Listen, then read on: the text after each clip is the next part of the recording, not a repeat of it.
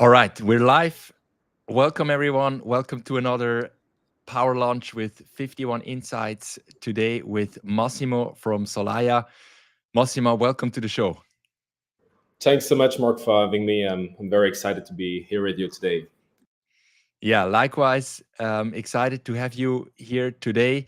Massimo, welcome everyone in the show on whatever channel you're joining. As always, you can ask questions. You can write in the comments. We see it here in the chat, and we'll answer them at the end. The whole session is planned for about 40 minutes. We'll go through Solaya. Solaya, one of the hottest startups at the moment in AI content automation. We'll untangle how this all works and how Solaya can help brands optimize their content automation with AI. Super exciting to have you here today, Massimo. Can you give us a little bit more background? Why did you start Solaya? What's the market opportunity you Yeah, saw? yeah, absolutely. So thanks for asking, Mark. So actually, I'm not alone in this project. First of all, I'm just the CEO and co-founder, but I have a fantastic team with you, especially my co-founder Madim. She's a chief operation officer, and my CTO Ahmed, based in Barcelona. So actually, we realized. So before that, maybe just sharing a bit of context. So we're having an agency, so both creative, tech and innovative agency. So working with the most advanced luxury fashion beauty brand in the world, automotive as well. So we were doing a lot of consulting for them. So I mean, that's the beauty of working with an agency, because it's always new what you're doing every day. All projects are very different. And since we were focusing on innovation and of course content production, since content is king as a brand, especially as luxury fashion brands.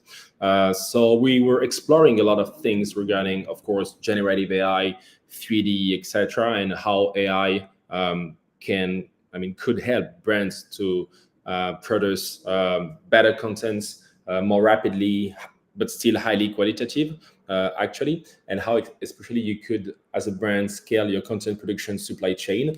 Actually, we were doing a mission for one of the top brand in the world, and they asked us which kind of tool they could use to produce high quality product centric content, right?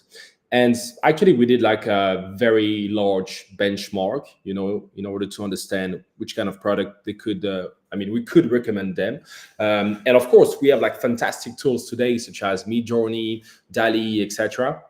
But actually, as a brand, so those are fantastic tools for mood boarding, inspiration, etc. Potential campaigns. But actually, the challenge was more around your product. So how you can insert your product into a campaign. You still need to have to shoot this product, right?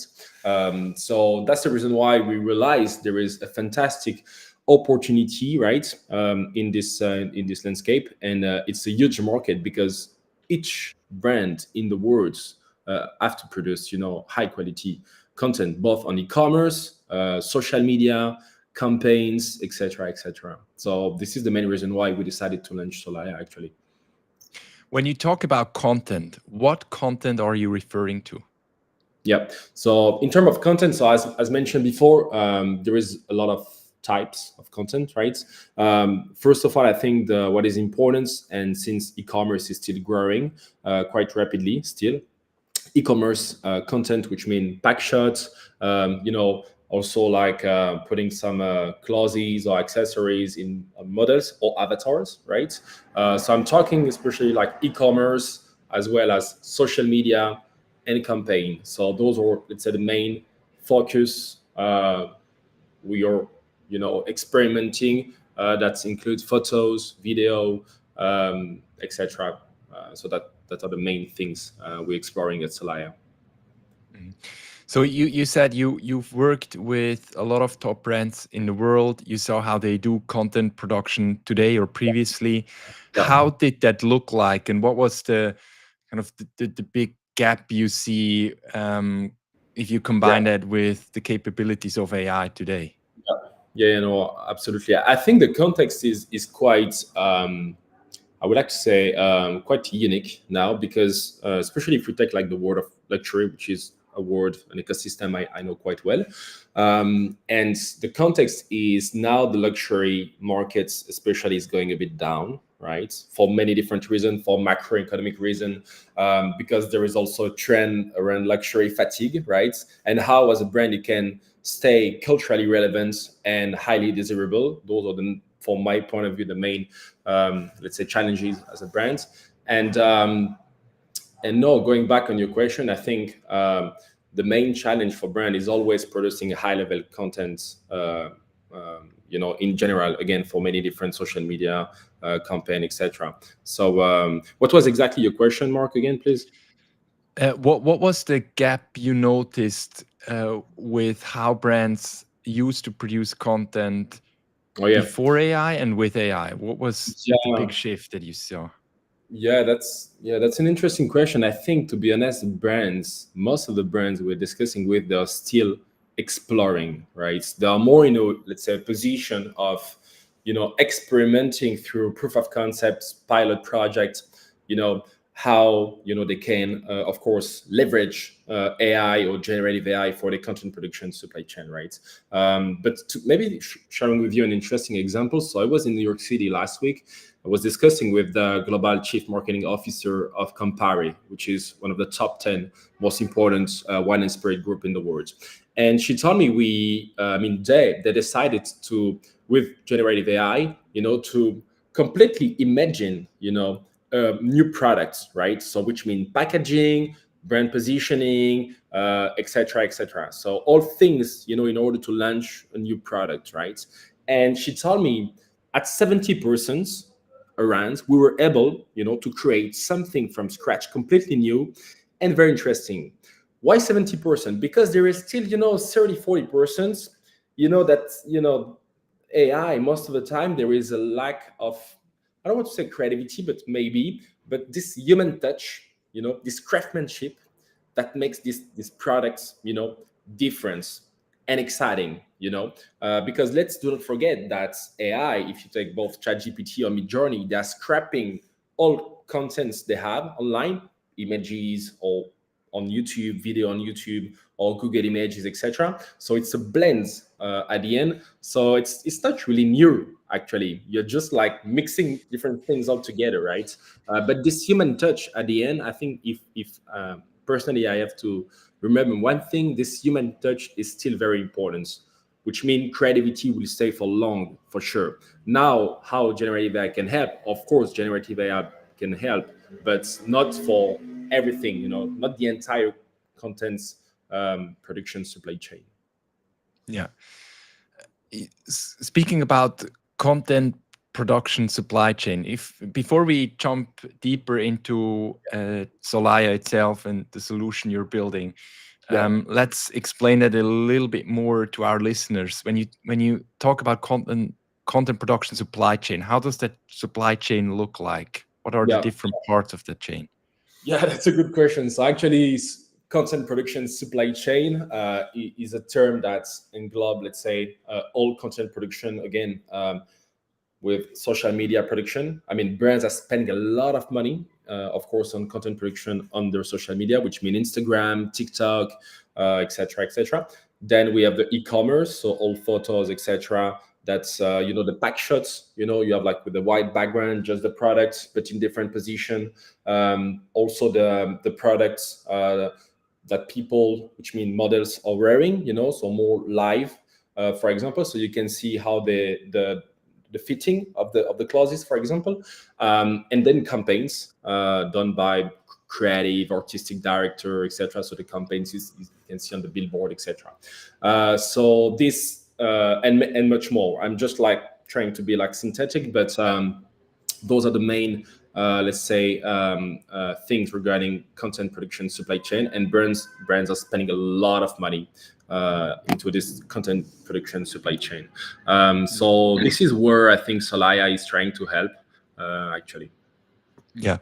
So you saw how brands did it before. You saw AI coming along. You looked at the content production supply chain. You saw how much money brands are spending Yeah, on creating those assets. yeah, And yeah, now you had an idea yeah. Of called course. Solaya. Yeah. How does Solaya look like? What is the solution you provide? Yeah. Can So you walk us a little bit through? yeah, of course. Of course. So actually, we decided to start where exactly the pain points. I mean, the main pain points are as a brand, right? And starting like very simple with the one of the probably the most important pain point they have when it comes to content production, which is the photo shooting, right?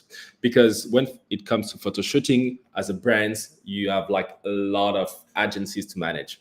The SEO agency, the photographer, makeup, hairstylist, etc. So a lot of agencies and people to manage in the same time, right?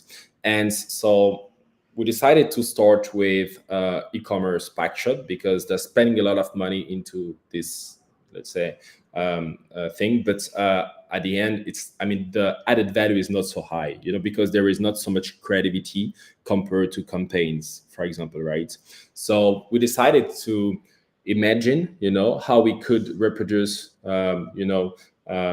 let's say, something where as a brand you could have the same level of quality, which is absolutely fundamental when it comes to luxury brand, right? Or any brand, but especially luxury brand, which is where we're focusing on, but not just only. So the idea was to starting from the product to imagine a data capture experience, so you can take many different picture, short video of the product, right? So after that you have the product in 3D, right? And when you have this 3D object, you can do potentially anything, right? You can generate automatically the product in many different position, like this. You can for example add many different background. Of course you can put this objects in many different contexts. For example, you can add many different customer experience, such as virtual try on, for example. So brands love this kind of things. So this is the challenge we have right now, so is how to automate this process, keeping this high qualitative production at the end. So this is where we're investing massively in R&D. We have a lot of PhD in the company, so in order to tackle this challenge of content production. Mhm. And the specific product you're building is a a capture mechanisms for those objects. Exactly. So actually, we have two things. So we have an application, a data capture application that allow potentially any person in the world to, even yourself, for example, let's say you have zero expertise in photography. So what we want to do is making photogrammetry through 3D, generative AI, etc., very accessible for anyone in the world. So the idea tomorrow is even as an independent, you have like zero expertise in terms of how to build your 3D object, right? So tomorrow the idea is to give is to put in your hand the power with just like an iPhone 30 Pro, etc. The power of creating an unlimited series of photos, video, and 3D object, right? And put it directly into your e-commerce website through an API. Our platform is connected with potentially your e-commerce website, and you can automate this content production supply chain. So that's the idea, and the idea is to make it like very efficient, easy to use, fast, and cost efficient. Mhm. And help me a little bit to understand, how does that capture mechanism now come together with AI? Where does the AI come in, and how Yeah, does that help you enhancing that yeah. content production? Yeah, that's a very good question. So actually, AI is a big word. So everybody is using it for many things, for raising fun or whatever. But us, so first of all, the first point is like more data capture. So here there is no AI. So the AI come from when we once you have the product, right? You want to generate any background, you want to retouch, a bit the product. So this is where potentially we're leveraging AI actually. So what does it mean? It means that we are training our algorithm, so the algorithm, we're pushing like a lot of that data into the algorithm. So the algorithm, let's take an example, more concretely. You take a shoes, right? So you take a lot of shoes, you train your algorithm on many different shoes, material, etc., etc. So your algorithm can reconstruct, many different things. So this is like where we're investing a lot, actually. But building your own algorithm tech, I mean, you can spend a lot of money. So we have like another strategy, but we're also experimenting to build our own algorithm from scratch, but it costs a few million. So that's why there is this entrance barriers entrance, and this is something we're experimenting as well. But yeah, this is not the main Yeah. strategy at the moment. Yeah. So let's take a step back and look at uh, what does now change for brands if they use your solution, right? They must have some kind of measurable impact. And Yeah, I just in my head I go around, okay, well, how do brands create those assets today? They either yeah, capture yeah, them in real life, right, as a yeah, photo, or they use 3D artists that create those yeah, 3D yeah, yeah. objects. How So is your actually, solution better than what's yes, existing that's right now? that's a good question. So actually, it's crazy, but brands can spend 1 hour for shooting just one product. So you can imagine, like if we take like the top, let's say, luxury fashion brand, the top 10, they are very exigent. They have like 4K quality on the website, etc. So the level of exigency is very very high. But they are still photo shooting, the product at the end, right, with the entire photo studio, etc. So a lot of energy, a lot of money, a lot of resources. So the idea tomorrow is, again, with just an iPhone plus a very simple setup. We design at Solaya. You can shoot any product, yourself. So first of all, you have the ownership, on your content production supply chain, which is, I think, very interesting for any brand in the world. You're not like need to call your photographer, or I don't know, wherever. So what does it change with Solai? And I think our approach is you can scan again your product, you can get the 3D assets directly, which means no need to hire, an entire team, of people that will do it manually, right? Again, a lot of money, a lot of time, errors, mistakes, etc. So we are, I think, trying to disrupt, both the photo shooting and the 3D content production approach. So I think this is the thing we're trying to change, and it's in terms of, I think, KPIs is absolutely disruptive, because I don't know if you're aware, but I think most of the luxury high-end brands are spending few hundred or even few thousand euro for having a high quality 3D asset, right?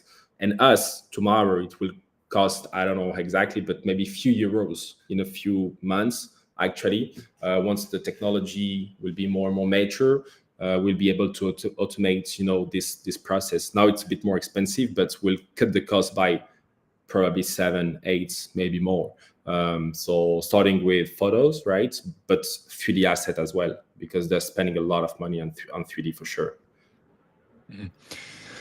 Let's look a little bit at your roadmap as well. You said you're going to develop the product further. You said you're going to focus on more assets.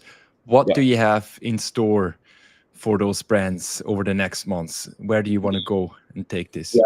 So first of all, again, and as mentioned, we're really starting with the e-commerce, photo shooting, pack shot, etc. Then we will go more into video, right, and animated, short video, so you can wear, I don't know, pair of shoe, or any kind of jewel, so you can wear it. I mean, the model will wear the, the bracelet, whatever. And of course, maybe tomorrow into campaign. So this is like, I can disclose like much more, because it's still confidential, to be honest. But no, we, for the moment, we're really focusing on high quality photo, and tomorrow video. So that's the main targets, which is a lot, actually, because having a high quality photorealistic content on very complex products is quite hard to get with just an iPhone. Of course, with the whole entire suite of algorithm and the suite of many different technologies we're using. But now with nowadays with the technologies we have access to, we can make like many different disruptive things for sure. Mhm. Who is your biggest competitor? Wow, we have a lot. Actually, it's very interesting because um, most of the time brands are working with many different software such as Adobe, but also with agencies. So actually, there is not so much company that's are using our approach. Sometimes you need to send them the product, which is a bit, it's a bit pain point, I think, so they can do themselves the 3D, which I think probably is not the best strategy. But no, in terms of competitors, actually, it's the agency, it's a publicist is a potential competitor. Adobe is a potential competitor. There is a very interesting company in the US that they've raised 100 million called Infinite as well. They're doing good job, I think. But again, the technology, the approach is not the same. So we come from both technology and business, So my co-founder come from Amazon. She used to work for high-end brands, so we really know like where exactly the pain point is. So I think our approach is quite unique. So yeah,